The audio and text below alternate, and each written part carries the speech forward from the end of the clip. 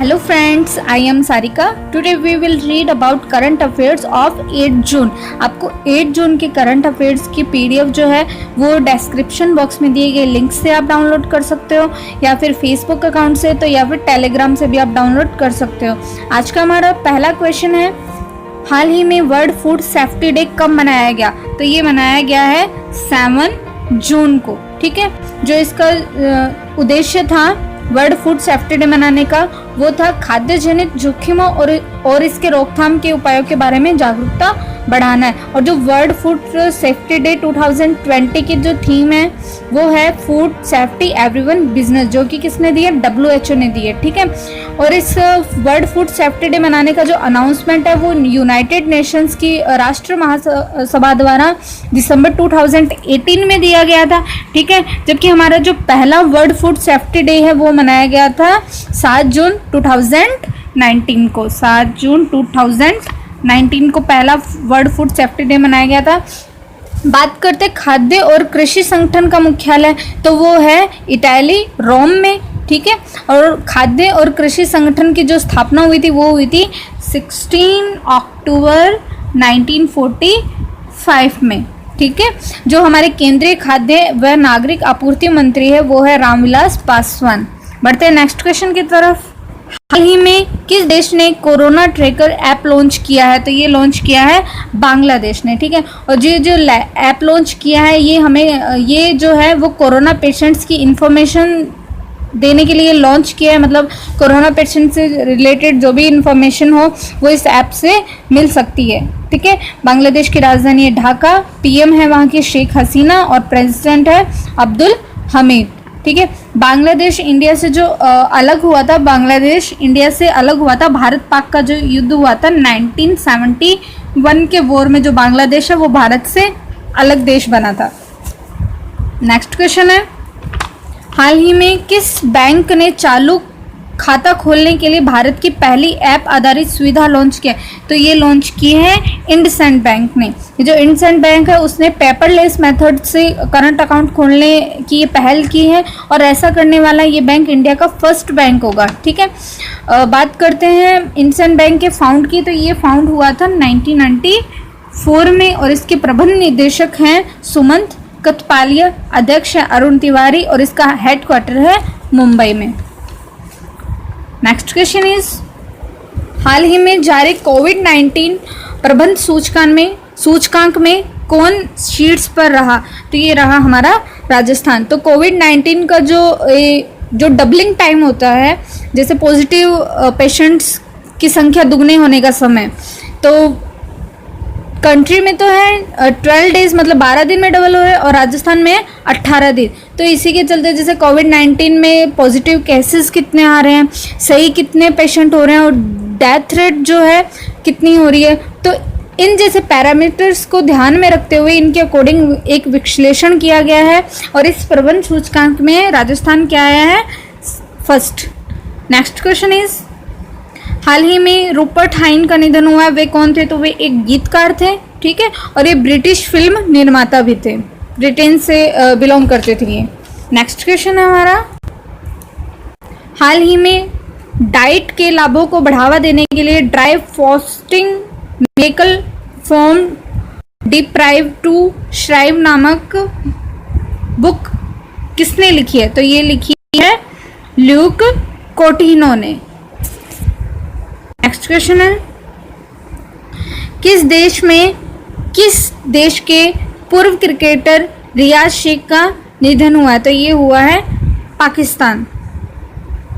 Next question, हाल ही में कौन नेशनल फर्टिलाइजर लिमिटेड के अध्यक्ष और प्रबंध निदेशक बने? तो ये विनय है वीरेंद्र नाथ दत्त। देखो, ये जो कंपनी है ये रासायनिक उर्वरक, जैव उर्वरक और जो औद्योगिक रसायन होते हैं उनसे रिलेटेड ये कंपनी है।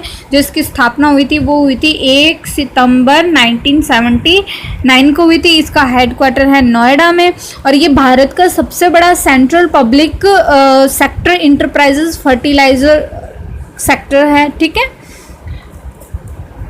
नेक्स्ट क्वेश्चन है, हाल ही में यूएनएडीएपी के लिए गुडविल एम्बेसडर टू पुअर नियुक्त किया गया, ये नियुक्त किया गया एम नेत्रा को। देखो ये तमिलनाडु की ये 13 इयर्स की गर्ल है जिसको संयुक्त राष्ट्र से विकास व शांति संघ द्वारा goodwill ambassador to the poor के रूप में नियुक्त किया गया है। इसने क्या किया, इसने जो अपनी सिविल सेवा में प्रवेश के लिए इसने अपने जो सेविंग की थी 5 लाख रुपीस की, उनको लॉकडाउन में जो गरीब थे उनको ज़रूरतमंद वस्तुओं को प्रोवाइड करवाने के लिए इसने अपनी शेविंग दे दी थी। ठीक है, इसके लिए इसको goodwill ambassador to the poor नियुक्त किया गया है। किसके द्वारा? संयुक्त राष्ट्र के द्वारा। नेक्स्ट क्वेश्चन हमारा, हाल ही में मास्टर कार्ड और वर्ल्डलाइन इंडिया बैंकों के साथ मिलकर डिजिटल पॉइंट ऑफ सेल समाधान सॉफ्टवेयर POS लॉन्च किया है। तो ये लॉन्च किया है एक्सिस बैंक ने। ठीक है, जो एक्सिस बैंक की जो फाउंड हुई थी वो हुई थी 3 दिसंबर 1993 में। ठीक है, और ये फाउंड किया गया था अहमदाबाद में। ठीक है, और इसका जो ओल्ड नेम है वो था UTI बैंक। इसके CEO हैं अमिताभ चौधरी। नेक्स्ट क्वेश्चन हमारा, हाल ही में किस राज्य सरकार ने मेक संदेप एप्लीकेशन लॉन्च किया? तो ये लॉन्च की है कर्नाटका की सरकार ने। ठीक है, ये जो कर्नाटका की सरकार ने IISC मतलब इंडियन इंस्टीट्यूट ऑफ साइंस, ठीक है, के द्वारा इसने ये मिलके जो नेचुरल डिजास्टर्स हैं उनकी मॉनिटरिंग करने के लिए ये विकसित की गई है ये एप्लीकेशन, जो कि ये जो रेन फ्लड इनके जो फोरकास्ट के लिए ये हमें रियल टाइम इंफॉर्मेशन प्रोवाइड करवाएगी। नेक्स्ट क्वेश्चन इज, हाल ही में PPE पहनने वालों को पसीने से निजात दिलाने के लिए एक उपकरण है सुमेरु पैक्स को विकसित किया गया है। वो विकसित किया है DRDO ने। देखो ये the defence research and development organisation है, उसने एक सुमेरु पैक्स नाम से एक उपकरण लॉन्च किया है जो कि PPE जो किट पहनते हैं, पर्सनल प्रोटेक्शन इक्विपमेंट जो पहनते हैं उसे पसीने से निजात दिलाने के लिए इसने इसको बनाया है DRDO ने। बात करते हैं DRDO की जो स्थापना हुई थी वो हुई थी 1958 में। इसका हेडक्वार्टर है न्यू दिल्ली और इसके चेयरमैन है सतीश रेड्डी। ठीक है, और जो बात करते हैं हमारे डिफेंस मिनिस्टर के, तो हमारे सेंट्रल डिफेंस मिनिस्टर हैं वो है Rajnath Singh. Next question is, हाल ही में 5वां सर्वाधिक प्रभावित कोविड-19 देश बना है, तो वो बना है भारत। क्वेश्चन इज, हाल ही में आई रिपोर्ट के अनुसार 2012 से लेकर 2019 के बीच भारत में कितने बाघों की मृत्यु हुई है? तो ये हुई है 750 बाघों की।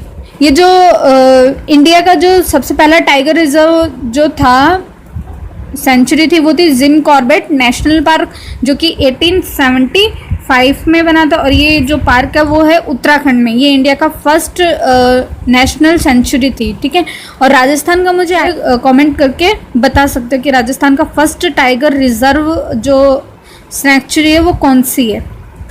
ठीक है, नेक्स्ट क्वेश्चन इज, हाल ही में किस राज्य सरकार ने एक समझौता ज्ञापन निगरानी प्रणाली शुरू की है? तो ये शुरू की है यूपी सरकार ने। ठीक है, जो एक समझौता ज्ञापन प्रणाली क्या होती है? जो 2 या 2 से अधिक पक्षों के बीच हुए समझौते का जो दस्तावेज होता है उसको हम समझौता ज्ञापन बोलते हैं। तो इसकी जो प्रणाली है वो यूपी सरकार ने लॉन्च की है। Okay friends, thank you.